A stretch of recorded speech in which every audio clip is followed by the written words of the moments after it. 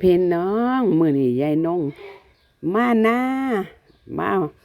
หดผักค่ะมารดผักผักกำลังงามพี่น้องผักกำลังงามมีผักกาดผักหอมผักหลายอย่างพี่น้องตื่นเช้ามาก็มานามาหดผักหดแล้วก็จะเก็บผักไปกินบ้านเนาะพี่น้องน้ำก็บ่น้ำก็หลายหน้านี่น้ำหลายน่ะพี่น้องโหด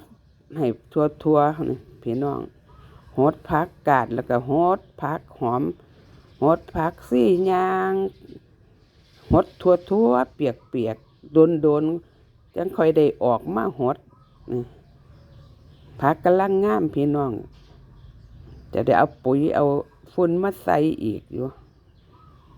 ผักยายนงมีแต่ต้นหัวมีแต่ยอดงามๆพี่น้อง